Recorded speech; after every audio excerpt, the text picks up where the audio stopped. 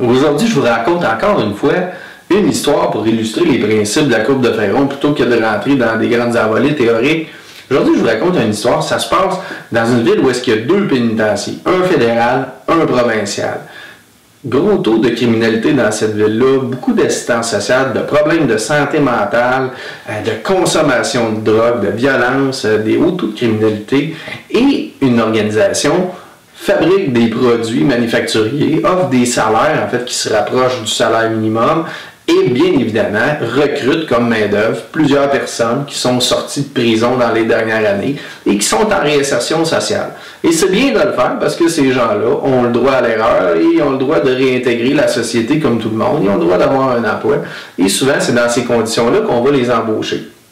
Si on appliquait les principes de la courbe de Bradley pour arriver à gérer les dangers auprès de ce genre de main-d'œuvre-là, qu'est-ce qui arriverait? On essaierait de rendre le travailleur indépendant de sa sécurité, lui faire internaliser la valeur sécurité, travailler sur ses comportements, ses valeurs, ses croyances, essayer de faire en sorte qu'il y ait les bonnes connaissances qui viennent de lui-même pour arriver à se protéger.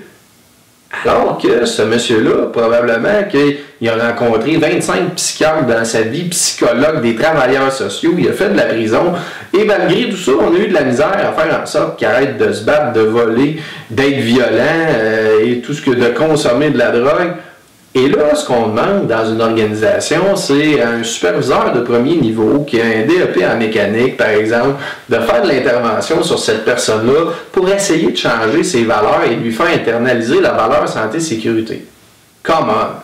C'est quoi les chances de succès qu'on a dans une intervention comme celle-là, d'après vous autres? Et c'est loin d'être ce que la loi nous prescrit, parce que la loi, ce qu'elle nous prescrit, c'est d'éliminer à la source même les dangers. Et tout ça, ça se passe en fournissant un environnement de travail sécuritaire par une conception intrinsèque, architecture, ingénierie, conception de vos procédés, donc éliminer à la source même les dangers, sinon les réduire à la source en complétant votre macro-design avec du micro-design, c'est-à-dire fournir les bons équipements pour venir compléter un environnement sécuritaire.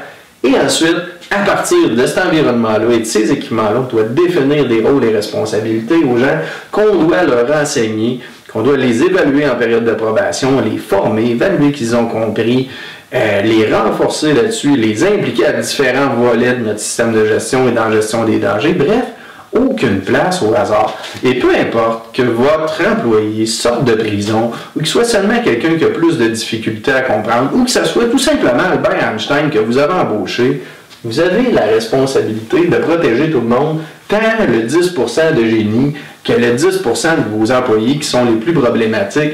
Et ça, c'est vrai dans 100% du temps, 24 heures par jour, 7 jours semaine, 365 jours par année. Et la meilleure façon d'arriver à gérer les dangers va toujours être l'élimination, la réduction à la source. Sinon, c'est une sentence à vie que vous avez de définir des rôles et responsabilités pour gérer les dangers et vous assurer que vous les faites appliquer. Et c'est pour ça que vous avez 3 devoirs, c'est-à-dire être prévoyant, efficace et autoritaire. Il y a une chronologie d'efficacité à suivre quand on gère les dangers. Et dans le cas où est-ce que c'est des rôles et responsabilités que vous faites exécuter aux gens, il faut les faire appliquer à 100%. Ce n'est pas une option de le faire ou pas. Et n'oubliez jamais que si vous voulez une culture saine en matière de santé et sécurité, ça ne passe pas, ça ne commence pas en fait par l'adoption de comportements sécuritaires. Ça se termine par ça.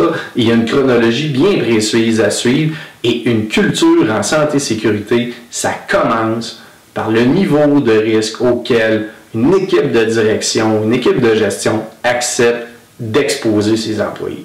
Cela étant dit, ça m'a fait plaisir de vous partager ça aujourd'hui. Prenez une petite minute pour aller lire le petit PDF sur l'onglet de la courbe de Ferron sur le site de Gestion Authentique à gestionauthentique.com.